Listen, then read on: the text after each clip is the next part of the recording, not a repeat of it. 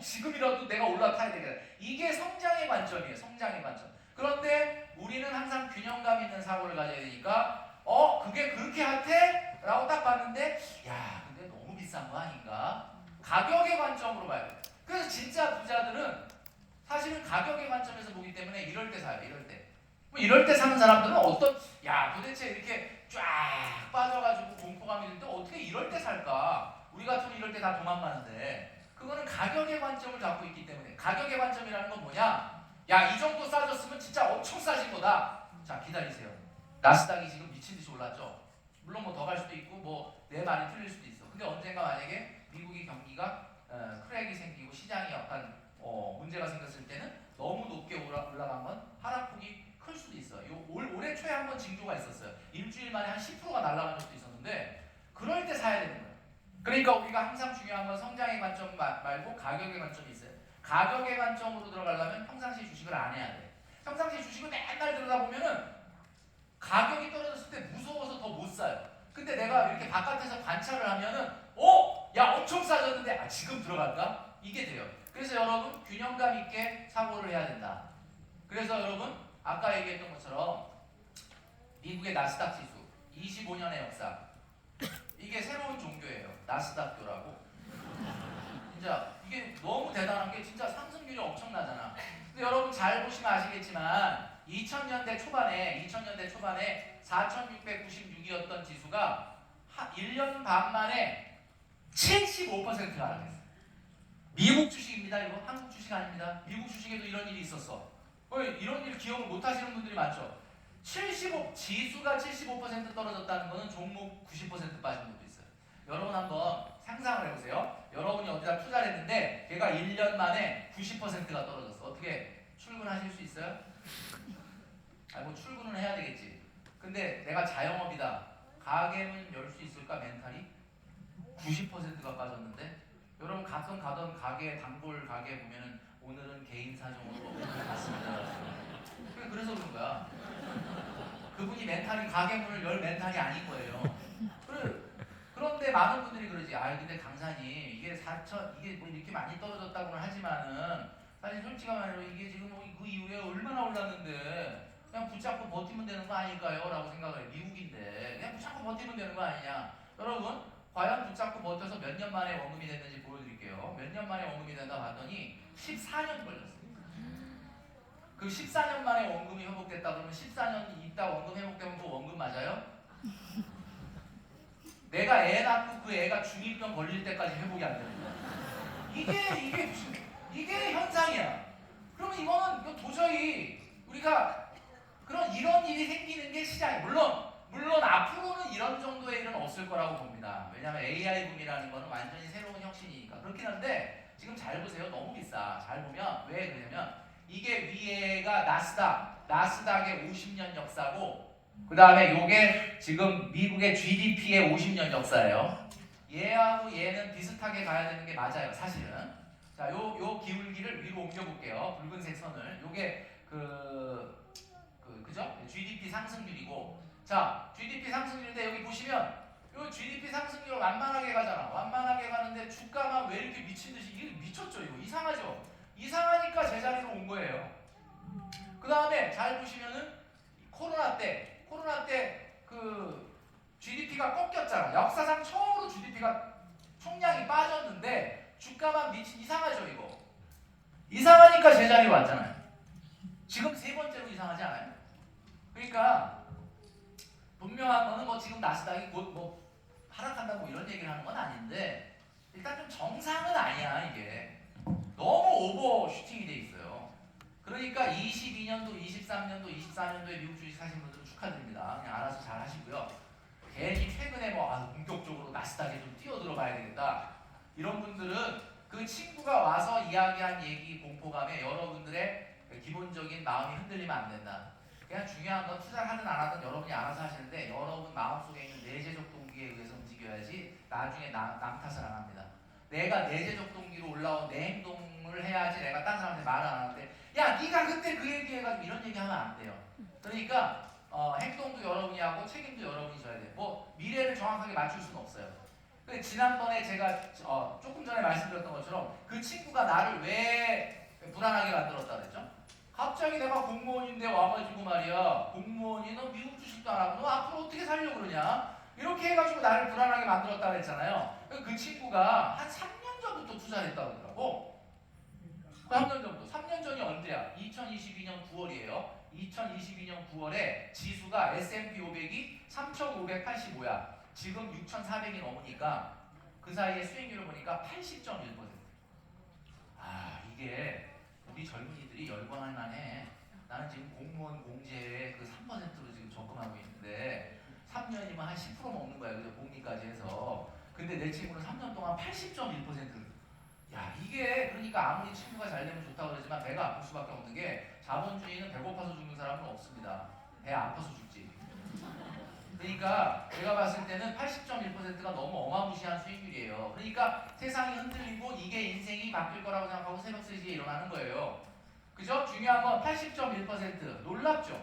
80.1% 먹은 사람이 있을까요? 내 친구 진짜 80.1% 먹은 걸까? 잘 보세요. 내 친구가 80.1%를 먹었을까? 내 친구는 2022년 9월 달에 1억 원이라는 돈을 S&P 500에다 넣고 주가가 그동안에 3년 동안 이렇게 오르는데 지금까지 한 번도 안 팔아야 80.1%를 먹는 거야. 근데 과연 그랬을까? 내 친구는 그렇게 투자한 게 아니죠. 50만 원, 30만 원, 50만 원 이렇게 투자한 거라고. 그러니까 적립식 투자에서는 절대 그 수익이 안 나옵니다. 근데 이제 많은 분들이 그래. 그 강사님 얘기 들으니까 한시름 났어요. 내 친구가 80.1% 안 먹은 건 확실하다. 근데 생각해보니까 50만 원씩 30만 원씩 그렇게 꾸준히 3년을 넣었으면 걔가 그래도 80.1% 못 먹어도 몇십 퍼센트 먹었을 거 아니냐. 그것도 불안해요? 근데 몇십 퍼센트 먹었겠지. 근데 여러분 내 친구가 80.1%를 먹지 않았다는 건 확실한데 80.1% 먹은 사람은 거의 없다. 있긴 있는데 이런 사람은 80.1% 먹었을 거야. 어떤 사람이냐면 2022년 9월 달에 S&P 500에다 주식을 샀어요. 그리고 그 다음날 구속됐어. 실형 3년이나 실형 3년. 그래서 그냥 교도소에 갇힌 거야. 뭐 이런 사람은 그렇게 수익을 먹었겠지. 근데 그거 아니고서는 없다 이거예요. 강사님 너무 감사한데 그래도 몇십 퍼센트는 먹지 않았을까? 그래서 우리가 한번 확인을 해보자. 그러면 여러분은 공무원 공제에, 교직원 공제에, 과학기술인 공제에, 또 무슨 뭐 개인 새마을금고에 이런 데다가 저축을 했는데 내 친구는 S&P 500을 3년 투자했는데 내 친구 나보다 얼마나 더 먹었느냐? 자 보여드릴게요. 80.1%라고 하는 이 정말 전무후무한 3년간의 수익률은 앞으로 또다시 나타날 수 있다 없다? 사람 이름 모르는 거지. 뭐 나타날 수도 있겠지. 미국인데. 그런데 뭐 사실 확률적으로는 다시 나타나기는 어려운 수익률이죠. 어쨌든 타임머신을 타고 3년 전으로 가가지고 50만 원씩 매달 우리 청년들이 뭐 저축을 한다 그러면은 뭐 50만 원, 100만 원 정도가 제일 많으니까 50만 원 정도를 만약에 이 S&P 500에다가 투자를 했다 그러면은 3년 딱 지나면 3,600 원금이 들어갔는데 3,600이 아니죠. 1,800만 원이 들어갔는데 이게 얼마가 됐을까? 나는 ISA 저축이나 이런 걸 했어. 근데 나보다 얼마 더 먹었냐? 와 대단하긴 합니다. 510만 원을 넘었어. 나보다 3년 동안 내가 이자 받은 거보다 510만 원을 넘어. 근데 여러분 여기 청년분들이 많이 계시니까 청년들은 청년 도약계좌라는 게 있잖아. 청년 도약계좌가 얼마나 대단한지 아십니까? 여러분 이게 얼마나 대단한지도 모르고 안 하고 있는 거야 지금. 청년 도약계좌가 급여 수준에 따라 다르긴 하지만 거의 8에서 10% 수익이에요. 그러면 내가 만약에 청년 도약계좌나 청년 미래적금에다가 50만 원을 넣었다라고 하잖아요. 그러면은 불과 S&P 500이 80.1%를 올려도 나보다 딱 180만 원 더 먹은 거야. 나랑 180밖에 차이가 안 난다는 거야. 180만 원 정도 친구가 더 먹어도 되는 거 아닌가? 걔는 3년 동안 매일 새벽 3시, 매일은 아니지만 뭐 일어나고 맨날 이거 들여다보면서 웃었다 울었다고 미친놈처럼 맨날 놀고 있는데 그 뺏기는 시간과 에너지를 고려해서 나는 푹 자잖아. 나는 푹 자고 그 다음날 그죠? 아침에 일찍 일어나서 큐티하고 회사 가고 회사 일 열심히 하고. 근데 걔는 맨날 새벽 3시에 하고 피곤해가지고 이러고 있는 3년 동안에 투자를 해서 걔가 나보다 510만 원 더 먹었다 쳐요. 510만 원이면 물론 큰 돈이죠. 510만 원이면 세라젬 한 대잖아. 그러니까 걔는 3년 동안 고생해갖고 집에 세라젬 한 대를 놓은 거야. 그게 뭐 인생을 바꾸냐고요. 안 바꾸죠. 그리고 앞으로 80.1%가 나오냐고. 안 나오죠. 중요한 거는 단단히 착각하는 건 뭐 투자를 하지 말라는 건 아닌데 투자에 너무 과몰입되는 것은 안 된다. 균형을 찾아야 된다. 균형을 찾아야 된다라는 거예요. 그러면 그 균형이 뭐냐? 내가 이 주식을 사고도 특별히 신경을 안 쓸 수 있는 멘탈이어야 돼요. 그러려면 잘 보세요. 주식을 샀는데 어떻게 신경을 안 쓰냐? 주식을 돈을 넣고 신경을 많이 쓰는 사람은 어떤 사람이에요? 주식을 넣고도 별로 신경을 안 쓰는 사람은 어떤 사람이에요? 돈을 주식에 넣는데 맨날 들여다보는 사람은 어떤 사람? 그 돈이 여윳돈이 아니라는 거야. 여윳돈이 아니면 내년에 전세자금 올려줘야 되고 이거 내년에 우리의 등록금 내야 되고 이런 걸 주식시장에 넣으면 마음이 조급해져갖고 새벽 3시에 일어나요. 그런데 뭐 이 돈 뭐 사실 내가 한 5년 동안 있어도 그만 없어도 그만 이런 돈은 넣어놔도 까먹어. 맞아 내가 미국 주식에 넣어놨었지. 이게 돈 버는 돈이 따로 있다라는 이야기예요. 그래서 우리 청년들이 너무 이렇게 투기적 성향으로 투기적 성향으로 너무 과도하게 안 바뀌게 하려면 왜 원금 기간 수익률 중에 원금이 중요하냐? 이 친구가 나보다 510만 원을 더 먹게 된 이유는 뭐야? 어쨌든 1,800만 원을 주식시장에 밀어 넣었기 때문이에요. 어쨌든 1,800만 원을 주식시장에 밀어 넣었으니까 나보다 세라젬 한 대를 더 번 거야. 이 원금이 뒤따라줘야 돼. 원금이 뒤따라주지 않는다라고 하면 그러면 여기서 여러분들 한번 체크를 해보셔야 될 게 뭐냐? 지금 어떤 종목에 살까요? 어떤 통장에 돈을 넣을까요가 중요한 게 아니라 여러분이 과연 버는 돈의 몇 퍼센트를 세이브하고 있습니까?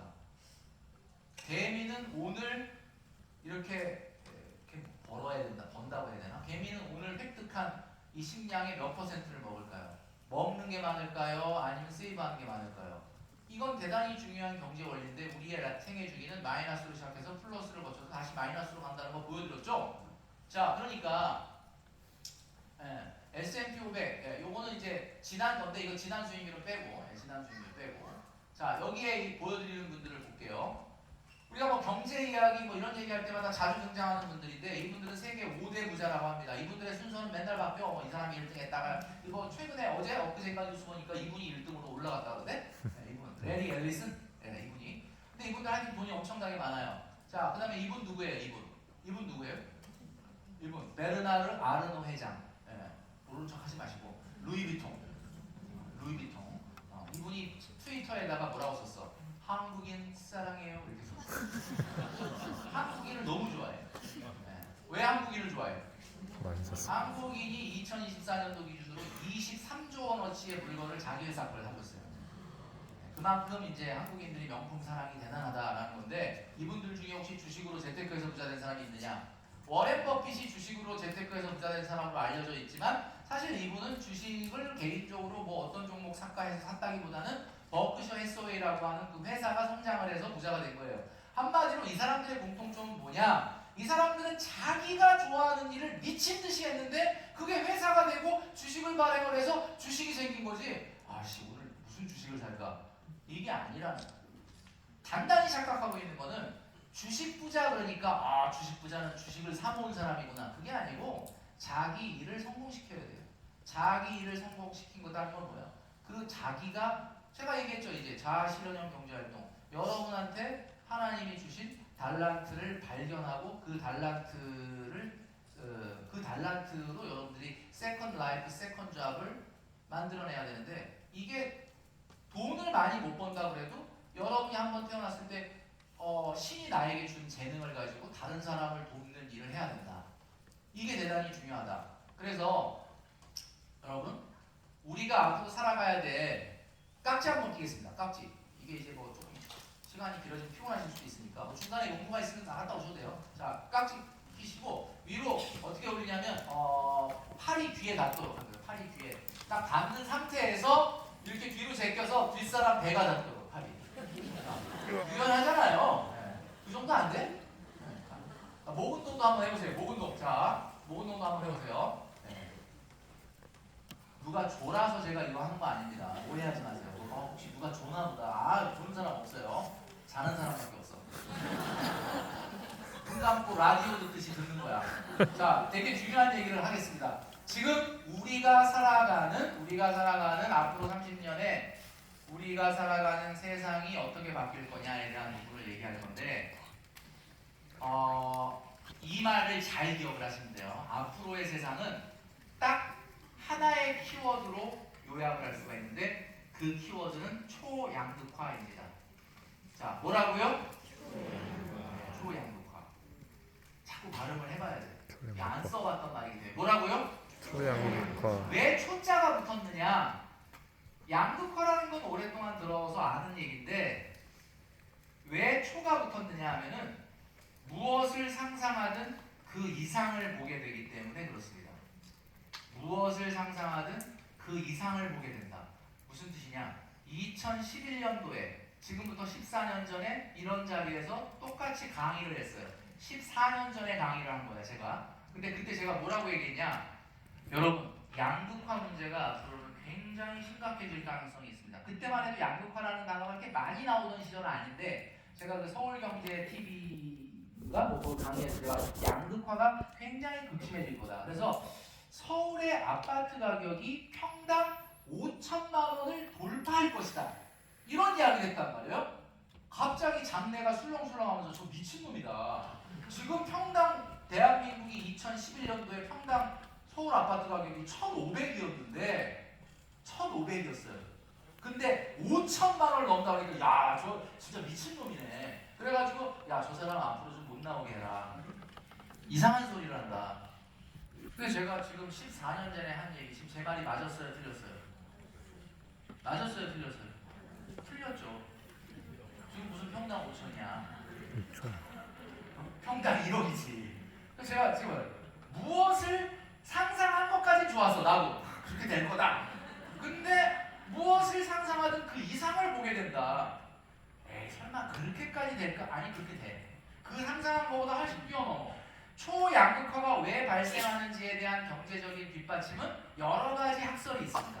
여러분, 자본주의가 우리나라도 이제 자본주의가 성숙기로 더 접어들었죠. 성장률이 1%가 됐다는 건 이미 우리나라랑 선진국일 수도 있고, 어찌 보면 우리나라는 어떻게 보면 자본주의 성숙기, 어찌 보면 쇠퇴기에 들어갈 수도 있는 건데, 중요한 거는 쇠퇴기, 성숙기에 들어간 자본주의 사회에서 나타나는 가장 큰 특징이 양극화입니다.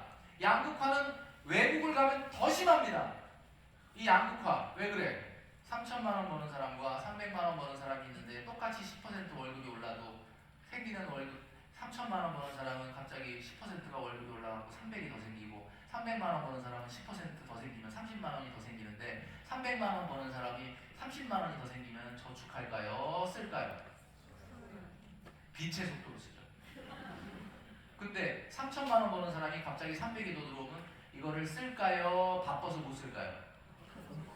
바빠서 못 쓰죠. 왜냐하면 하루에 뭐 10개 먹는 것도 아니고 옷을 뭐 여러 벌 갈아입는 것도 아니기 때문에, 결국은 그 남는 소득이 잉여소득이 되고 그게 자산으로 들어가게 되는데, 그래서 부자들이 타는 차가 비싸지고, 부자들이 들고 다니는 가방이 비싸지고, 부자들이 살려고 하는 집이 비싸지는데, 그 속도가 엄청나게 차이가 나기 때문에 엄청나게 벌어지는 거예요. 그러니까 양극화는 뭐라고 얘기하느냐? 여러분, 양극화는 서울과 창원의 집값 차이, 이게 양극화입니다. 서울과 창원의 집값 차이.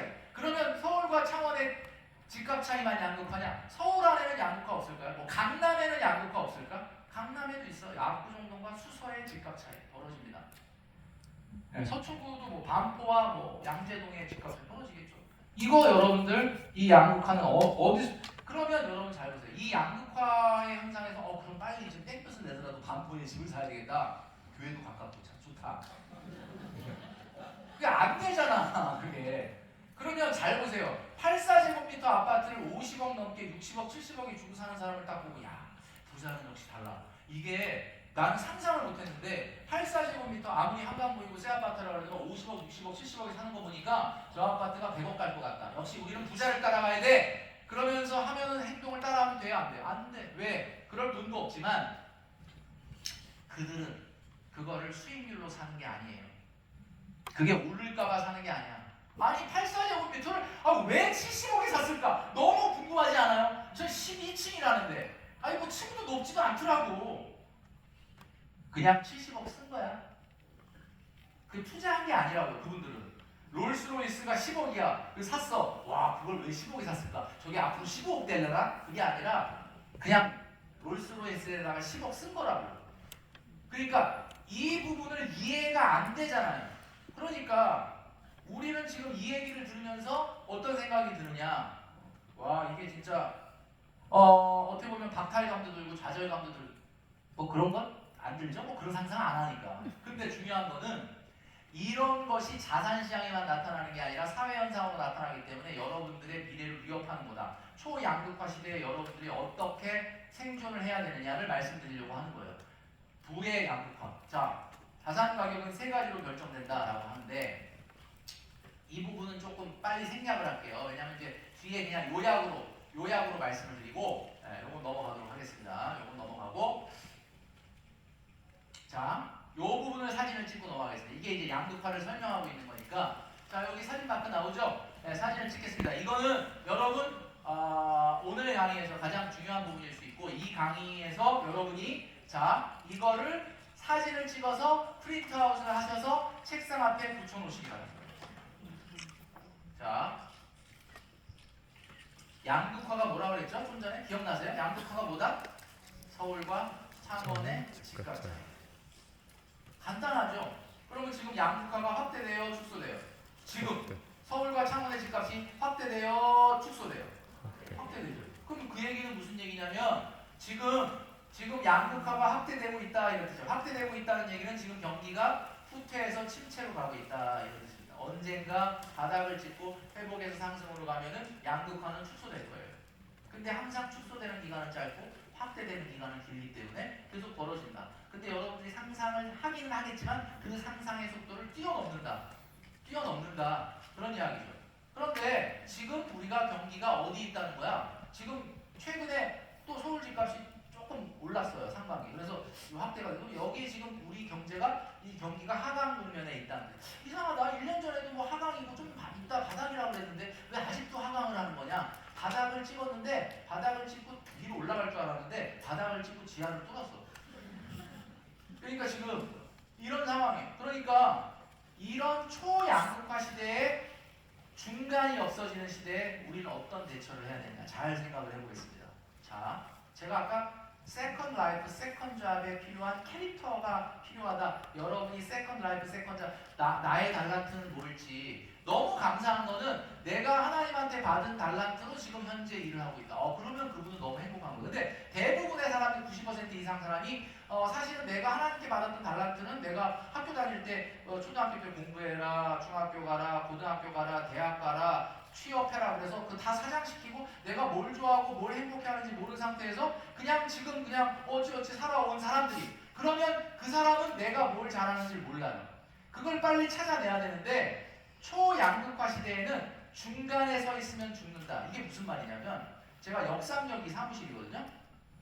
점심시간에 밥을 먹으러 가면 요즘 그냥 괜찮은 거를 좀 먹으면 13,000원이야. 보통은 15,000원이고 뭐 약간 무슨 정식 그러면 이게 물론 물가가 높다는 건 좀 이해하지만은 여기서 뭐 예를 들면 곰탕 같은 거 먹어도 14,000원, 15,000원 그래요. 그럼 먹으면 먹죠. 먹는데 맛이 그렇게 뭐 대단히 뛰어나진 않은데 그냥 먹는 거야. 근데 먹는데 제가 느끼는 건 뭐냐? 와 근데 이 강남 테헤란로에 얼마나 대기업들이 많아요. 그냥 직원들이 쏟아져 나오는데 그 점심시간에 내가 밥을 먹는데 나만 먹고 있어.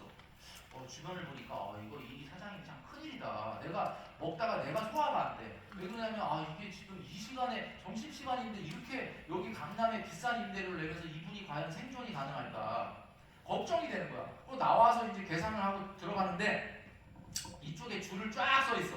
무슨 일이에요? 그랬더니 이태리 셰프가 오픈을 했대. 이태리에서 와가지고. 그런데 가격이 2인 세트가 76,000원이야. 2인이. 야, 근데 그렇게 비싼데 그렇게 장사가 잘 돼. 이 캐릭터가 무슨 캐릭터예요? 럭셔리가 캐릭터야. 에르메스가 샤넬이 1,000만원 정도 한대요. 가방이 다 들고 다니잖아. 그러니까 에르메스는 안 되겠다. 야, 우리는 1000만 원, 2000만 원.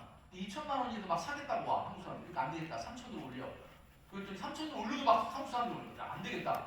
3000 이상을 올리고 일단 아무나 못 들어오게 이제 여기 들어오려면 일단 서류 자 받아 적으세요. 인감증명서, 주민등록증본. 지금 이렇게 하기 시작해서 진짜예요. 이거 지금 또 안 믿으신다.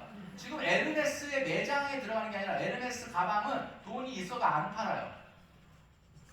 그러니까 이게 한국 사람들이 그렇게 된 거야. 그러니까 얘는 왜 장사가 에르메스는 왜 이렇게 환장을 할까? 한국 사람들이 에르메스니까 럭셔리니까 이게 캐릭터라는 거예요.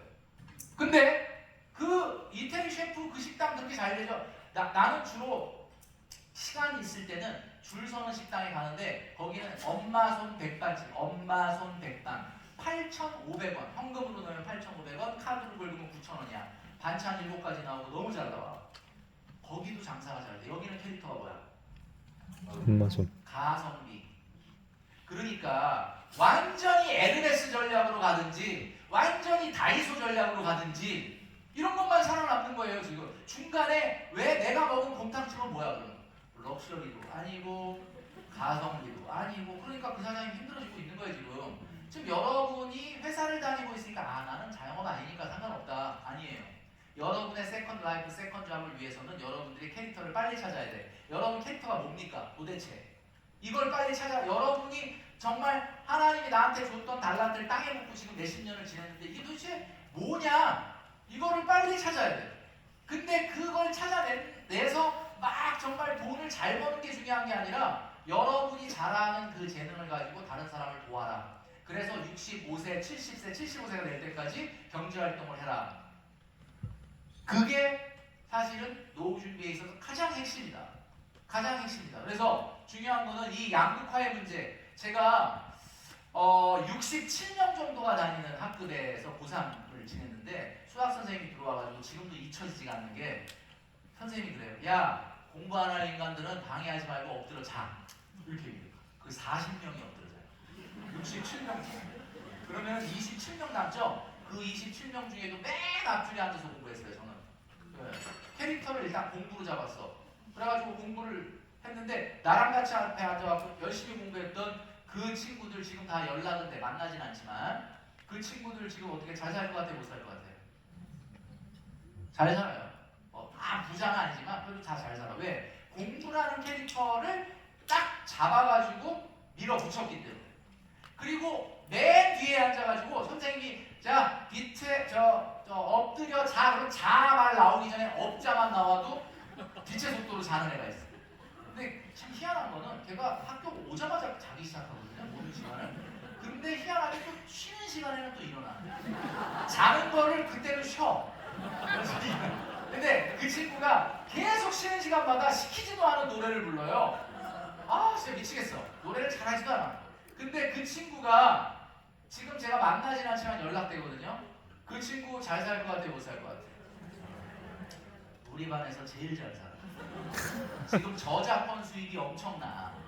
이게 무슨 얘기냐면 자기는 어차피 공부를 할 캐릭터가 아니라고 생각하고 자기가 음악에 대한 캐릭터로 일찍부터 캐릭터를 잡아. 캐릭터가 있으니까 지금 살아남는 거야. 그러면 우리 반에 저 뒤에 앉아가지고 계속 잤던 애도 잘 살고 앞줄에 한 두 줄 앉아갖고 열심히 공부했던 애들도 잘 사는데 조금 비극이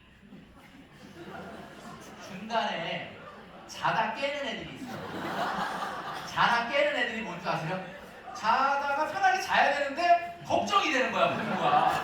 그래갖고 일어나. 너 왜 일어나냐? 그러면 아씨 공부해야 되는데 내가 이럴 때가 아닌데. 아니 그러면 공부를 진짜 열심히 하든지 아니면 편하게 놀면서 다른 캐릭터로 가든지 해야 되는데 이거는 뭐 공부를 하는 것도 아니고 뭐 안 하는 것도 아니고 요즘 젊은이들 만났을 때 가장 중요한 게 뭐냐? 제가 캐릭터를 되게 중요하게 생각해요. 캐릭터가 뭐냐? 저축하냐? 안 합니다. 왜 이렇게 당당해 이거? 주식하냐? 안 합니다. 연애하냐? 안 합니다. 뭐 하고 있는 거야 지금? 캐릭터가 없어요. 그냥 중간에 딱 서 있는 거야. 그러니까 여러분도 회사에서 그 사람 어때요? 그럼 뭐 그 사람 뭐 하여튼 열심히 잘하죠. 캐릭터가 없는 거예요. 그럼 여러분 지금 두 가지를 찾아야 되는데 여러분 자녀의 캐릭터와 여러분의 캐릭터를 찾아야 돼. 여러분 자녀 제가 얘기했잖아요. 중학교 2학년 때까지 공부가 특별히 두각을 나타내지 못한다. 그럼 일단 공부에 재능은 없는 겁니다. 물론 공부에 재능이 없다고 공부를 하지 말라는 건 아니지만 공부를 너무 쓸데없이 푸시를 하지 말아라. 그 아이의 더 좋은 캐릭터를 찾아내야 된다. 이 캐릭터가 없으면은 이 양극화 시대, 초양극화 시대에 굉장히 어려워질 겁니다. 그러니까 뭐가 됐든 색깔을 찾아내야 돼. 자, 그 색깔을 찾아내는데 좋은 게 뭐예요?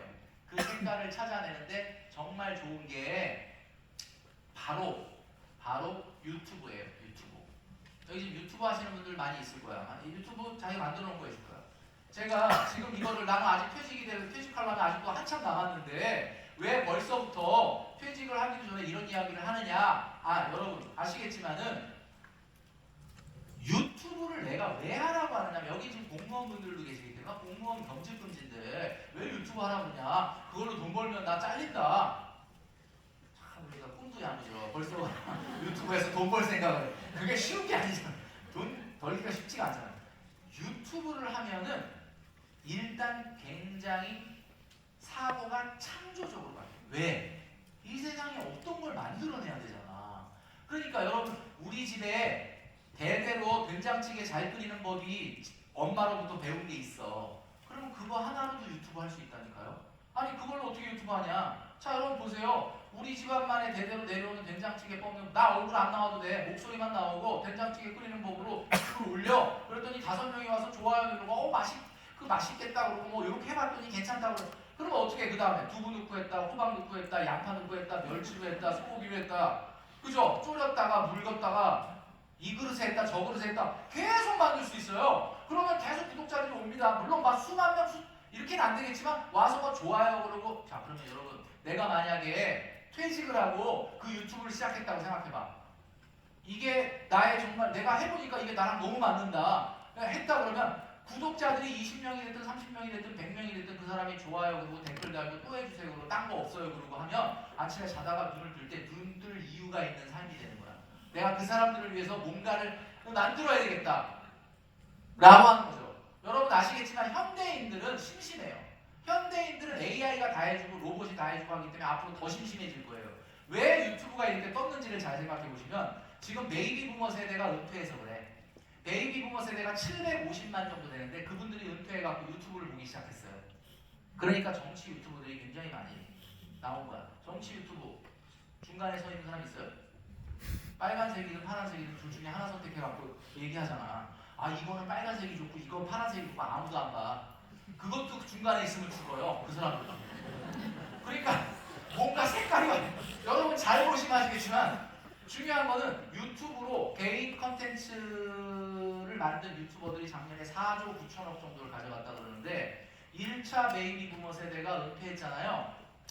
제가 재밌는 사실 알려드릴게요. 2차 베이비 부머 세대가 이제 은퇴를 해요. 2차 베이비 부머 세대가 지금 51세부터 61세 사이에 저도 그 안에 들어있는데 945만이야. 이분들이 5년 있으면 다 은퇴하거든요. 그럼 어떻게 되는 거야? 유튜브를 보는 시간이 지금 시장도 대한민국이 유독 크거든요. 유튜브는 대한민국 사람들이 유독 많이 봐요. 그런데 지금도 어마어마한데 이게 3배 이상 커집니다. 유튜브가. 그러면 잘 보세요. 그 유튜브를 보는 시간이 3배 이상 시장이 커지는데 여러분들은 그 유튜브 시장의 공급자가 될 거예요? 수요자가 될 거예요?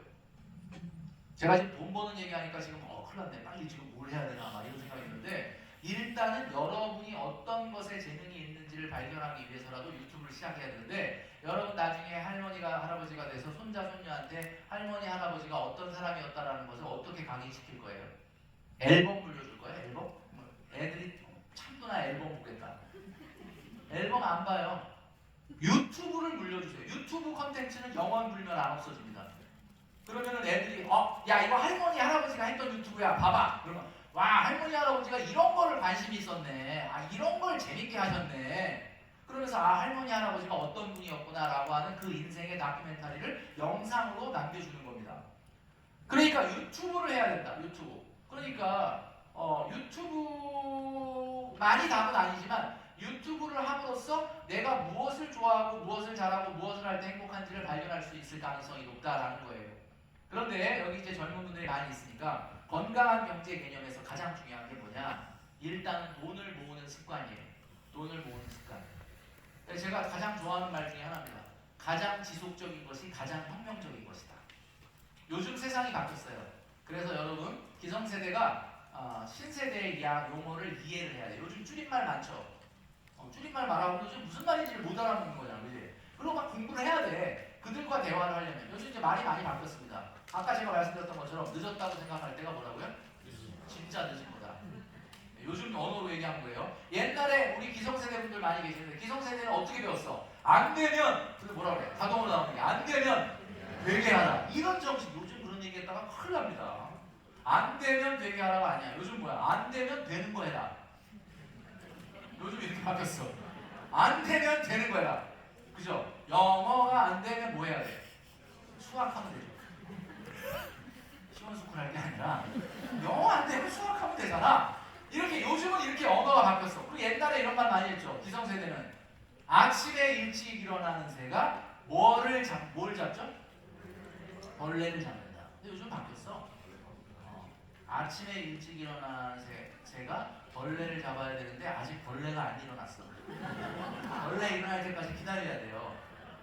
이거 맞춰줘야 돼 요즘 세대는. 그죠? 뭐 일찍 일어나는 새가 피곤하다 뭐 이런 말도 있고. 그죠? 안 되면 되는 거 해라. 가다가 중지하면 어떻게 돼요? 안이간만 못하래. 옛날 분들은 근데 요즘은 틀려. 가다가 중지하면 간만큼은 이익이다. 이게 저축도 마찬가지야. 하다가 중지한다고 뭐 보험이냐, 보험처럼 원금이 손실되는 게 아니라 저축해 하다가 깨도 상관없어요. 하세요. 자, 요즘 시대에 맞는 용어로 가야 되는데 저는 이제 가장 강조하는 게 돈에 대한 태도를 바꿔야 돼. 돈에 대한 태도. 자, 그 태도를 바꾸는 게 뭐냐? 자, 1억 만들기입니다. 1억 모으기입니다.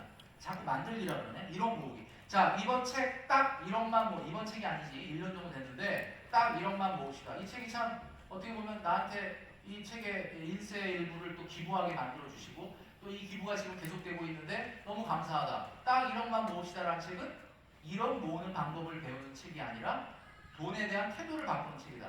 직장인에게 계획이라는 거는 저축을 얘기하는 거예요. 투자가 아니라. 그러니까 지금 무저축이라는 얘기는 무계획이라는 얘기예요. 대한민국 직장인들이 평균 얼마를 저축하는가 얼마 전에 보도를 통해서 봤는데 30대 이하 직장인들의 평균 저축 금액이 75만 원이래요. 어때요? 75만 원. 많아요? 적어요? 이게 참 75만 원의 문제가 뭐냐? 캐릭터가 없다는 겁니다. 이게 왜 제가 아까 그랬잖아요. 우리 젊은이들에게 저축하냐 안 합니다. 주식하냐 안 합니다. 연애하냐 안 합니다. 도대체 뭐하고 있냐고 했는데 왜 캐릭터가 없는 게 문제냐면 이 75만 원을 하는 분은 어떤 분이냐면 이럴 수 있지. 나는 서울에 올라와가지고 부모님이 보증금을 좀 해주셨으면 좋았을 텐데 못 해주시는 환경이라 내가 전세금 대출 이자를 해가지고 지금 월세를 내느라고 이거 75만 원 하는 것도 어렵게 하는 거다 라고 얘기하면 나도 할 말은 없어. 근데 중요한 건 이 75만 원에 뭐가 문제가 있냐면 캐릭터가 없다는 거예요. 아예 안 하는 게 나을 수도 있어요. 이게 무슨 소리야? 75만 원이라 하는 게 낫지 않나? 안 하는 사람을 만나보면 뭘 하냐면 자격증 시험을 보죠. 이직을 준비 중. N자대 도전하는. 왜? 저축을 못하고 있기 때문에 큰일 났다 지금 어떻게 할까? 뭐 이런 어떤 살아있는 모습을 보는데 75만 원을 만났더니 마음이 굉장히 평화로워. 됐잖아 이 정도면. 뭐 이런 약간 이런 마음. 청년들은 힘들다는 건 알지만 청년 때는 발버둥을 쳐야 청년이에요. 그러니까 무슨 얘기냐면 만났는데 그래. 강사님, 멘토님, 저는요 뭐 결혼할 것도 아니고 집 살 것도 아닌데 뭐 솔직히 말해서 제가 버는 월급이 뭐 300만 원도 좀 300만 원밖에 안 되지만 저는 만족합니다. 저는 행복합니다. 이게 무슨 소리야? 노인이라는 거 노인. 이게 노인 내지 이건 청년이 아니에요. 여러분 그래서 중요한 거는 75만 원에는 캐릭터가 없다라는 게 문제다. 자 그래서 워렌 버핏이 여러분들에게 세 가지를 얘기를 했는데 그 세 가지가 뭐냐? 건강한 경제 개념, 인생을 성공하는 재정의 가장 중요한 걸 세 가지로 얘기했어요. 세 가지. 놀랍게도 워렌 버핏이기 때문에 첫 번째로 주식 얘기할 줄 알았는데 주식 얘기가 아니야.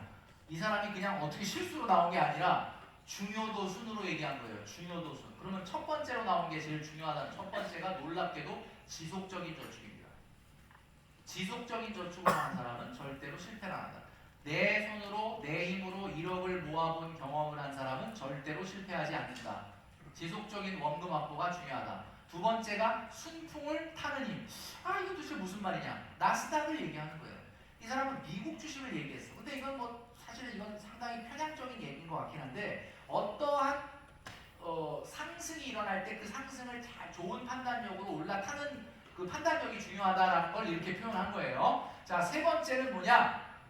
치명적 실수를 피해야 된다. 치명적 실수가 뭐야? 우리가 살다 보면 실수를 할 때가 있지만 그 실수가 치명적 실수면은 게임에서 퇴출이 돼요. 게임에서 퇴출될 정도의 치명적 실수를 하지 마라. 게임에서 퇴출될 정도의 치명적 실수가 뭐냐? 이런 거예요. 제가 지금 5년 정도 직장 생활을 했는데 동기들하고 만났더니 동기들은 다 1억을 모았어. 나만 3천만 원밖에 없어. 똑같이 월급을 받았는데 동기들은 다 1억 모았는데 나만 3천만 원, 나 7천만 원 어디 간 거야? 인스타그램 보면 나오죠. 어디 갔는지. 그렇죠? 근데 동기들은 1억을 만들어서 그 1억 중에 2천, 3천은 미국 주식에 투자하고 7천만 원을 예금을 한대요. 그러면 혹시 나스닥에 좀 데미지가 생겨도 그 사람이 게임에서 퇴출 안 되죠. 예금이 있으니까. 전략적 자산 배분을 했으니까. 근데 나는 3천만 원밖에 없어. 그러니까 어떻게 이 동기들을 빨리 따라잡기 위해서 안 되겠다. 3천을 몽땅 다 나스닥에 집어넣자. 이게 이제 데미지가 생기면은 게임에서 퇴출될 정도의 치명적 실수가 되는 거예요. 그러니까 여러분 전략적 자산 배분이 굉장히 중요하다라는 이야기를 말씀을 드리는 거죠. 자, 뭐 이건 넘어가고 뒤에 좀 중요한 얘기가 있기 때문에 1억 모으기라는 게 왜 중요하냐? 제가 이 책에서도 강조를 했고 1억 모으기라는 거를 저는 이렇게 생각을 해요. 1억 모으기라는 거를 넘어가고 1억 모으기 1억 모으기라고 하는 거는 1억이라고 하는 거를 모으는 거는 이런 거랑 똑같아. 비행기가 이륙하는 거랑 비슷해. 비행기가 이륙을 해서 고도 1만 미터로 올라가야 성층권에 올라가요. 성층권에 올라가야 그 다음에 비행을 할 수가 있어요. 1만 미터 올라가기 전에 비행이 안 돼. 1만 미터에 올라가는 게 중요해. 그런데 문제는 1억을 모았다는 것 때문에 내가 바뀌는 게 아니라 1억을 모으는 동안에 나의 돈에 대한 태도와 삶에 대한 태도가 바뀌어. 우리가 새벽 기도를 가서 기도를 하면 기도가 응답이 된다는 분들이 굉장히 많습니다. 그래서 새벽 기도를 가죠. 새벽 기도를 가죠. 저는 이제 강남 본당에 있을 때 새벽 기도를 가죠. 지금 여기 본당 이사 오고 나서는 단 한 번도 새벽 기도 본 적이 없어요. 왜 그러냐? 그만큼 이제 배에 기름이 낀 거야. 내가 봤을 때. 근데 그때 정말 강남 본당에는 그 고유의 냄새가 있었다고. 그 새벽에 가서 기도를 해요. 그럼 사람들이 보면 미친놈이야. 아니 뭐 그냥 기도 낮에 하면 되지 뭘 잠도 안 자고 가서 기도하냐. 그만큼 간절했다는 거야. 그만큼 간절했다는 거야. 그러니까 모르는 사람이 보면 그래. 새벽 기도를 가니까 진짜 기도 응답이 온다. 왜? 그만큼 간절하니까. 새벽 기도를 가고 그 가는 마음이 어떤 마음이에요? 1억을 모으는 마음이 어떤 마음이에요? 그런 간절한 마음으로 5년 동안 1억을 모아본 경험이 있는 사람, 새벽 기도를 가서 응답을 받아본 사람, 그거 영원히 마음에 남죠. 그러면 그 사람이 새벽 기도를 가는 그 간절한 마음, 새벽 기도에 가서 기도하고 나오면서 이제 기도했으니까 됐지? 이러는 사람은 없다 이거예요. 내가 이렇게까지 간절한데 내가 그 노력을 안 하겠냐? 내가 그 기도 제목이라는 걸 놓고 내가 노력을 안 하겠냐? 한다는 거죠. 그래서 1억을 모은 사람을 만나보면 달라요. 이 청년이 적은 월급으로 1억을 모았다. 그 청년이 앞에 서 있어. 그 청년의 얼굴은 잘생겼을 것 같아요? 못생겼을 것 같아요? 얼굴은 장담할 수 없어요.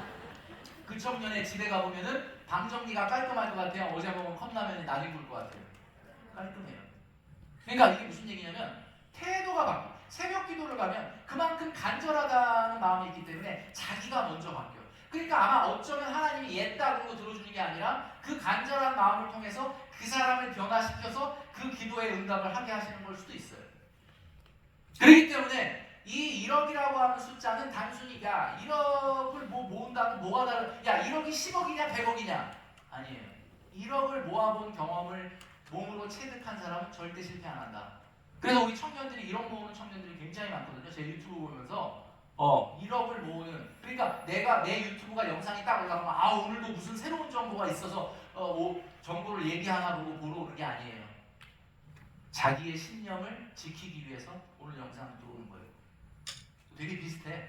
목사님 설교랑 뭐 지난주에 들은 설교, 그 전에 들은 설교, 물론 내용은 다르지만 사실 길은 하나잖아. 결론은 하나잖아. 근데 결국 우리는 그걸 뭐야? 오늘도 우리의 그 신념을 지키기 위해서 설교를 듣는 거죠. 마찬가지예요. 그러니까 일억 모으기라는 건 단순히 일억 모으기의 책이 아니에요. 그래서 제가 말씀드리죠. 그래서 중요한 거는 일억 모으기를 통해서 제가 그 내용은 오늘 조금 생략을 했는데 이제 강의를 거의 마무리를 해야 되기 때문에 그 내용을 보시면 여러분이 딱 들었을 때 말이 안 되는 내용이에요. 젊은이들, 야 말이 안 되는 내용이 말이 들려야 되는 거예요. 우리가 처음에 여러분이 혹시 어떻게 복음을 받아들였는지 모르겠지만 딱 얘기를 했을 때 말이 안 되는 얘기예요. 말이 되는 얘기입니까? 말이 안 되는 얘기가 말이 되게 들리는 것이 그죠? 그러면 제가 요구하는 게 우리 청년들에게 요구하는 건강한 경제관념, 야 그게 진짜 저렇게 한다고 바뀔까? 라고 하는 개념이 말이 안 되는데 우리 목사님이 자주 얘기하시는 알만한 사람은 알지어다. 그거죠. 알 사람만 알지어다. 그거잖아요. 그러니까 결국은 그거가 말이 안 되는데 말이 되는 것처럼. 그래서 많은 분들이 고민을 해. 아, 그 멘토님이 얘기한 거 진짜 따라해보고 싶은데 근데 그렇게 되면 나의 생활은 어떻게 되는 거냐. 그래서 제가 만든 게 있어요. 그게 바로 슬기로운 소비생활 10계명이에요. 모세의 10계명 다음으로 나온 10계명. 한참 좀다. 그러니까 이런 거 보고 저 사람 약간 크리스찬이다라고 생각했던 분이 있대요. 제가 뭐 제 유튜브에서 뭐 이런 얘기는 안 했는데 갑자기 지나가다가 사람의 교회 마당에서 막 나를 딱 치면서 어머! 그러면 놀래시는 분이 있어요. 이 교회 다니세요? 예, 다닙니다. 내가 그럴 줄 알았어. 약간 좀 얘기하는 거 보니까 뭐 이런 얘기 하시는 분이 있었어요. 그러니까 슬기로운 소비생활 10계명이라는 것은 절제를 보여주는 거예요. 절제가 뭐야? 돈 없어서 안 쓰는 게 절제가 아니라 있는데 내가 다 쓰지 않는 거예요. 내가 힘이 100이 있는데 다 100을 보여주지 않는 거예요. 그죠? 우리 옛날에 성경을 읽으면서 가장 답답했던 게 예수님이 그렇게 능력이 있으면 좀 이렇게 모든 걸 좀 가르쳤으면 좋겠는데 왜 저렇게 결국은 능력을 다 발휘하지 않는 거예요. 그게 절제예요. 그 절제를 배워야 되는 게 건강한 경제 개념이다. 그러니까 여러분들 친구들 중에 혹시 그런 분 있습니까? 소득이 정말 적은데 벤츠를 타. 소득이 많아서 벤츠 타는 건 괜찮습니다. 근데 벤츠 소득이 너무 내가 그 친구 얼굴 아는데 벤츠를 타. 그 친구 왜 그러는 거예요? 정말 소득이 작은데 맨날 해외여행을 가. 그 친구 왜 그러는 거예요? 이유가 밝혀졌어. 얼마 전에 부의 심리학이라는 책을 보니까 과소비의 첫 번째 원인은 분석을 이렇게 했더라고. 수면 부족이다. 새벽 3시에 일어나서 그래요. 그거. 새벽 3시에 일어나서. 제가 말씀드릴게요. 원인이 뭐냐? 왜 그 친구는 소득이 저렇게 적은데 벤츠를 탈까? 그 벤츠를 타는 마음의 기저에는 어떤 허영심이 있는 걸까? 허영심이 아니고요. 그건 허영심이 아니에요. 그건 왜 소득이 적은데 벤츠를 타느냐? 이유는 딱 하나. 일상이 안 행복해서 그래. 지금 일상이 안 행복하다는 건 뭐야? 뭔가 마음에 상처가 있다는 거야. 빨리 벤츠 타는 친구들 위로해줘야 돼요. 제가 아침마다 저는 아반떼를 타는데 아파트에 내려와서 이렇게 딱 지나가다 보면 벤츠가 딱 보여. 그러면 기도해. 마음에 상처가 좀 있는 겁니다. 지나가다가 또 여기 벤츠가 또 이분도 또 마음에 상처가. 모르지 뭐 그분들이 돈이 많아서 벤츠 탈 수도 있는데 중요한 거는 내 마음에 상처가 있다는 증거일 가능성이 되게 높아요. 그러니까 여러분 잘 보세요. 오늘 지금 저 지하 5층에다 세워놨는데 이게 강의 끝나고 내가 강사님 잘 들었습니다. 근데 벤츠를 타면 왠지 벤츠 좀 기다렸다 타야 될 것 같은 약간 그런 느낌? 그런 건 아니에요. 제가 얘기한 거. 자, 그 슬기로운 소비생활 10계명이 뭐냐? 이 절제의 기준을 우리 모두가 지키면 좋겠다. 자, 10위. 점심 외식은 하루 이틀만 하자. 점심은 당연히 외식하는 거 아니냐? 아니에요. 구내식당 있잖아. 구내식당에 드세요. 하루 이틀만 외식을 해라. 강사님, 저희 회사는요 구내식당이 없습니다. 그 옆에 건물에 있잖아. 가보세요. 찾아보세요. 있어요. 9위. 기본요금 택시는 좀 타지 말자. 기본요금 택시, 그냥 택시는 타도 되는데 기본요금 택시를 탄다는 건 무슨 얘기냐면 나한테 면제부를 주는 거야. 택시에 대한 면제부. 왜냐면 일반적인 사람들은 택시보다는 빨리 그냥 지하철이나 뭐 이거 타자 그러는데 택시 탈 때 왠지 택시 타도 될까? 근데 기본요금 택시를 자꾸 타면 너무 편리하고 너무 돈도 적고 뭐 요즘 버스값도 1,500원인데 문제. 이거 뭐 괜찮네. 그러다 보면 여러분 신용카드에 계속 4,800원, 4,800원, 4,800원 찍혀요. 이거는 돈의 문제가 아니라 태도가 무너지기 시작하는 거예요. 그 다음에 또 뭐냐? 커피는 매일 한 잔만 옐로우 브랜드에서 테이크아웃 하자. 이게 뭐냐? 여러분 신경외과 의사 선생님이 그러는데 우리나라 동양인들은요 카페인 하루에 커피 한 잔이 오전에 먹는 게 제일 좋대요. 2잔은 안 된대. 꼭 굳이 먹겠다라고 하면 디카페인을 먹고 아니면은 탕비실을 이용하세요. 커피를 마시는데 스타벅스 커피, 저도 모든 책을 다 스타벅스에서 썼어요. 그러니까 스타벅스 자주 가는데 스타벅스는 이렇게 가서 업무를 보거나 친구를 만나 수다를 떨거나 회의를 하거나 할 때 공간을 점유할 때는 당연히 마셔야 되겠지만 테이크아웃은 안 돼요. 아니 스타벅스를 들어가서 테이크아웃을 해갖고 이렇게 나와서 바깥에를 봐봐 이렇게 옐로우 브랜드가 3개 보여. 왜 그러는 거야 도대체? 물론 요즘 스타벅스가 비싼 건 아니지만 중요한 거는 태도의 문제다. 7위, 이벤트 비용은 예산을 만들어서 써야 돼. 이벤트 비용을 예산을 만들어서 3%. 여러분 버는 돈의 3%면 300만 원이 월급이야. 그럼 9만 원, 10만 원, 1년에 120만 원. 120만 원이면 충분하지 않나? 안 충분할걸요? 엄마 생일, 아빠 생일, 어버이날, 여친 생일, 남친 생일. 여친, 남친 같은 경우는 또 기념일 챙겨야 되고 22일, 33일, 56일 뭐. 아, 그거 왜 챙기는 거야 도대체? 아니 100일만 하면 되지. 아니 100일도 이상하다. 뭐 22일 빨리 헤어질까봐 그러나? 그러니까 하여튼 이런 거 챙기는데 예산을 가져야 된다는 거예요. 그 다음에 6위 신상 옷 경련제로 사자. 경련제로 사자. 뭐 여러분 옷장문 열면서 항상 하는 얘기 있죠? 무슨 얘기예요? 입을 게 없네. 그 옷은 뭐야 그럼? 입을 옷이 없는 게 아니라 코디 능력이 없는 거 아니에요? 자, 그 다음에 5위 문화 레저 비용은 소득의 10%. 자, 이거 대단히 중요한데 기성세대 분들 여기 좀 있는데 기성세대는 이해가 안 가죠. 아니 무슨 놈의 문화생활비를 10%나 쓰냐. 근데 요즘 MZ는 달라. 이거 써야 돼. MZ들은 PT, 요가, 필라테스 이런 거 합니다. 거기다가 네일 아트 있죠. 네일 아트. 네일 아트. 네일 아트는 좀 내일 하면 되지 왜 자꾸 오늘 하려고 그러지? 하여튼 네일 아트 그런 거. 그죠? 그 다음에 여기에 보면 스포츠, 취미, 이 미용, 성형까지 들어가 있는 거예요. 자, 그 다음에 4위는 식생활비 25에서 30%. 그 다음에 3위 주거비용. 아, 이게 문제야. 아, 이게 엄마 아빠가 해주는 밥 먹으면서 회사 다니면은 이게 안 들어가는데 내가 지금 홀로 독립해 있다 그러면 이게 들어가잖아요. 15% 넘어. 여러분 내 월급의 월세가 15% 넘어가면 잠이 옵니까? 그러니까 내가 만약에 월급이 300인데 월세가 70이야. 잠이 안 올걸요? 잠이 안 오는 게 잠 안 오는 김에 그냥 나스닥이나 볼까 뭐 이렇게 잠이 안 오는 게 정상이야. 진짜예요. 이거 빨리 돈을 모으려면 어떻게 해야 돼? 도어투도어로 1시간 거리로 이사 가야지. 내 친구는 왜 나보다 똑같은 월급 받고 돈 더 많이 모았느냐? 돈이라는 거는 이 명확한 기준이 있어요. 불편한 만큼 모이고 편한 만큼 쓴다. 자, 따라해보세요. 불편한 만큼 모이고 불편한 만큼 모이고 편한 만큼 쓴다. 편한 만큼 쓴다. 내 친구는 왜 나보다 돈을 많이 모았냐? 불편함을 감수한 거야. 나는 편하게 잘 지내고. 그럼 결국은 돈은 굉장히 냉정한 거예요. 왜 그 친구가 나보다 돈이 많냐? 그 불편함을 자발적으로 감수한 거죠. 그죠? 여러분들 우리가 잘하는 게 자발적으로 고통을 감수하는 거예요. 맨날 막 특사 나오고 새벽기도 나오고. 왜 그래? 왜 일반 사람들 보면 그 고난에 자발적으로 참여하잖아. 왜? 그 고난 뒤에 더 좋은 게 있으니까. 그죠? 그런 걸 우리는 이해하는데 뭐 일반인은 야 내가 1시간 거리를 어떻게 힘들게 다니냐 이해를 못하지만 크리스찬은 이해한다. 그 고통 너머에 더 좋은 게 있기 때문에 나는 자발적 고난에 참여한다. 내가 친구보다 돈을 더 모은 이유는 나는 불편함을 감수했기 때문에. 돈은 냉정한 겁니다. 돈은 냉정하다. 돈은 거짓말을 안 한다. 주거비용 15% 이내로 구조조정 하셔야 돼요. 자, 그 다음에 2위 여행경비 소득의 연봉의 5% 넘지 말게 하라. 이거는 절제의 문제예요.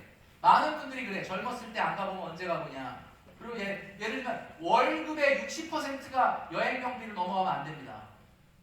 1년의 여행경비는 그 정도가 적하다. 아, 그럼 난 언제 유럽 여행 가냐? 나도 안 갔어요 아직. 나도 안 갔어요. 나는 지금 친누나가 30년 넘게 독일에 살아. 몇 년마다 한 번씩 오는 나라 안 가. 갈 시간도 없고 갈 마음도 없고 갈 돈도 없어요. 여러분 로마에 로마인 이야기 3번은 읽어야 유럽 여행을 갈 수 있는 거예요. 로마인 이야기도 안 읽고 유럽을 가면 도대체 뭔지 이해가 됩니까 그게? 자, 가장 중요한 1번. 1번 뭐야? 자동차는 월 소득의 6개월 이내의 차를 타야 됩니다. 여기 청년들 많죠? 청년들은 차 사면 안 돼요. 내 소득이 450만 원 넘기 전에는 차 사지 마라. 여기는 수도 서울이고 전 세계에서 가장 대중교통이 발달된, 그리고 교회 올 때 불편할까봐 서초역이야. 왜 차를 사는 거야 도대체? 차라고 하는 거는요, 여러분 아시겠지만, 진짜 이거는 어떻게 보면은 제가 그랬잖아 아까, 마음에 상처가 생긴 사람. 이건 또 이게 너무 또 그러나? 하여튼 자, 그러니까 이 10가지를 모두 안 지킬 수 있는 절제가 가능하다. 약간의 불편함이 있을 수 있어. 근데 우리는 잘하잖아. 약간의 불편함을 자발적으로 감수. 새벽에 토요일날 잠 안 자고 또 내일 나올 거 아니에요, 그죠? 안 나올 거예요? 그러니까 그게 뭔지를 알잖아요. 그 안에 들어있는, 여러분 애들이 커피 마시면 뭐라 그래? 쓰다 그러지. 아빠는 이거 왜 먹어? 엄마는 왜 먹어? 근데 우리는 알죠. 그 쓴맛 안에 들어있는 단맛을 알죠. 그래서 우리가 옛날에 그 커피 믹스 먹던 시절에는 우리가 커피 먹을 때 설탕, 프림 이런 걸 넣어서 먹었는데, 설탕 하나 넣는 사람은 하나만 넣으면 좀 쓰거든. 그래서 그 당시에 이런 농담이 있었어. 설탕을 하나만 넣는 사람은 커피의 인생의 쓴맛을 아는 사람이다. 그리고 2개를 넣는 사람은 커피의 그 달콤함을 아는 사람이다. 3개 넣는 사람은 설탕의 찬맛을 아는 사람이다. 그런 얘기가 농담이 있었거든요. 그러니까 우리가 그걸 알잖아요. 그러니까 중요한 거는 건강한 경제 개념이라고 하는 거는, 근데 저 돈줄남 김경필 머니 트레이너는 그래도 뭐 내가 보기에는 좀 그래도 일반적인 사람보다는 좀 돈도 좀 있다라고 듣고 좀 잘 나가는 것 같은데, 왜 아반떼를 타냐? 혹시 그 캐릭터 아니냐? 뭐 이런 얘기를 하시는 분이에요. 솔직히 말하면 그런 면도 없지 않아 있기는 있어요. 내가 뭐 한 회사 법인으로 차를 뽑을 때 그냥 그랜저나 소나타를 뽑을까도 생각을 했어요. 그 정도 타고 뭐. 근데 왜 일부러 하나 더 낮춰서 아반떼를 탔냐? 약간은 저도 그 캐릭터를 의식을 한 거야. 그런데 제가 타보면서 느끼는 게 아반떼가 차가 너무 좋아요. 심지어는 이 너무 좋다는 얘기를 제 유튜브에서 몇 번을 했더니 현대차에서 연락이 왔어요. 제가 다음 주에 여기 양재동 본사에 강의를 갔는데 너무 감사하다고 말만 하지 말고 캐스퍼 광고 같은 거 있으면 날 좀 써라, 뭐 이런 얘기 하려고 했는데, 하여튼 이번에 가서 얘기를 해야 되겠지. 그런데 중요한 거는 전혀 좋은 차를 타고 싶지는 않아요. 이게 거짓말이 아니라 캐릭터가 아니라 저거 괜히 아반떼 타고 다니고 집에 벤츠 이렇게 숨겨놓은 거 아니에요. 진짜 아반떼 이상을 타고 싶지가 않아. 왜냐하면은 여러분 이상하게도 제가 아까 그런 말을 좀 극단적으로 해서 죄송한데, 마음의 상처가 있으면 과소비가 나타난다는 게 뭐냐면, 여러분 진짜 여러분이 자아실현형 경제 활동을 하잖아요. 그냥 그 삶 자체가 기뻐서 그런 것들은 눈에 안 들어와요. 진짜로. 그럼 여러분 나는 그런 무력이 있는데 어떡하지? 뭐 그게 잘못됐다는 건 아닌데 좀 더 여러분의 달란트에 더 집중을 하세요. 그리고 제가 얘기했죠. 이 세상에 기쁨은 놀랍게도 고통에 비례합니다. 이게 참 경제라는 건데, 희한하게도 믿기지 않으시겠지만 기쁨은 고통에 비례한다. 그게 무슨 말이냐? 여러분 우리 남자분들은 인생에서 가장 기뻤던 날이 군대 전역하는 날이에요. 그때의 기쁨을 잊을 수가 없어. 왜냐? 2년 3년 동안의 고통이 있었기 때문에 그게 기쁜 거예요. 라면을 먹을 때 군대에서 먹던 라면 맛을 잊을 수가 없어가지고 이렇게 끓여봤다 저렇게 끓여봤다 안 해본 사람이 없을 거예요. 근데 아무리 끓여봐도 군대에서 먹었던, 훈련 끝나고 먹었던 그 라면 맛이 안 나죠? 왜 안 나는 줄 아세요? 훈련을 안 하니까. 간단해. 똑같이 팍팍 기고 나서 먹어봐. 그 맛이 날걸요. 그러니까 여러분 인생은 고난의 크기만큼 기쁨이 오는 거예요. 그러니까 그 고난을 자발적으로 참여하는 게 크리스찬이에요. 그러니까 일반인들은 이해가 안 가요. 정신 나간 거 아니야. 금요일날 저녁에 남자들이 모아서 3시간씩 앉아서 성경 공부한다. 그러면 믿지도 않아 진짜. 저 20년을 했는데 제가 처음에 사랑의 교회 다락방에 와가지고 처음에 그런 모임이 있다고 해서 나갔거든요. 나갔는데 막 다들 앉아가지고 또 얘기했는데 막 1시간 동안 성경 공부하는데 다들 그냥 거룩한 척하고 앉아있는데 야 나 속으로 진짜 무슨 생각이냐 야 이거 진짜 이상한 데다 이게 지금 이건 있을 수 없는 일이다 그랬는데 이상하게 그 다음 주부터 어떤 핑계를 대고 안 나갈까 했는데 제가 이제 오늘 바쁜 일이 있어가지고 못 갈 것 같아요 이렇게 카톡을 하면은 그 순장님이 아 그래요? 아 그럼 다음 주에 꼭 오세요 이럴 줄 알았는데 순장님이 뭐라 그러냐면 아 집사님 괜찮습니다 천천히 오시고 다음에 편할 때 오시면 돼요 이 말에 제가 낚였어 그러니까 이게 무슨 얘기냐면 천천히 오세요 편하게 오세요 될 때 오세요 라는 말이 이거 더 강력한 우킹이 있더라고요 그래서 제가 그 다락방을 가게 됐는데 그 다락방에 코가 껴서 17년을 다닌 거예요 그래서 처음에는 야 이분들이 얼마나 내가 거룩한 척 언젠가 내가 거룩한 척 하다가 언젠가는 한번 근데 제가 아직 그분들의 어떻게 보면 그걸 발견을 못했어 그러니까 하여튼 뭐 그렇게 됐는데 이 건강한 경제 개념이라고 하는 것은 절제에서 나온다라고 하는 부분을 여러분 마지막으로 좀 말씀드리고 싶습니다 시간이 너무 빨리 가가지고 여러분들 중간에 조금 뭐 화장실 갔다 오신 분도 있고 했는데 제가 오늘 드린 말씀은 이 정도로 말씀을 드리고 오늘 또 뭐 이게 출판사에서 이 책을 갖다가 판매한다고 오셨는데 뭐 가격을 뭐 10% 정도 할인을 해가지고 현장에서 판매한다고 합니다. 그리고 뭐 미리 또 막 사주셨던 분들 너무 많은데 끝나고 제가 혹시 사인이 필요하시다 그러면 사인을 해드릴 거고 또 끝나고 여기 열면 또 뭐 판매를 조금 도와드린다고 하니까 뭐 필요하신 분들은 사시면 좋을 것 같고요. 마지막으로 혹시 질문 현장에서 뭐 하고 싶은 얘기라든지 뭐 이런 거 있으면은 얘기해 주시면은 한두 분 정도 얘기해 드리고 있네요. 네.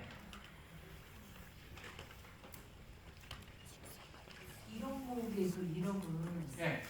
부모가 자녀한테 기과세 주시는 그 1억 빼고 아니 그러니까 1억 만들기가 아니라 1억 모으기는 1억에 모으는 과정을 오롯이 본인이 경험을 하게 하는 것이 중요하다. 되도록이면 투자보다는 저축을 통해서 상당히 험난한 그 길을 한번 가도록 하는 게 중요하다. 뭐 내 자녀에게 뭐 돈을 주는 이런 거보다는 주면 안 되겠네요. 기과세로. 주면 안 되는 게 아니라 뭐 주는 건 자유인데 일단 자녀에게 증여를 한다는 거는 자녀의 경제력은 높일지 모르지만 경쟁력은 떨어뜨립니다. 절대로 주면 안 되죠. 네, 절대 저는 안 줍니다. 네, 절대 주지 마시고요. 네, 주지 않는 게 좋습니다. 네, 또 네. 네. 네, 좋은 말씀 전해주셔서 감사합니다. 네. 사인 받으신 분들은 이 앞으로 서주시면 되고요.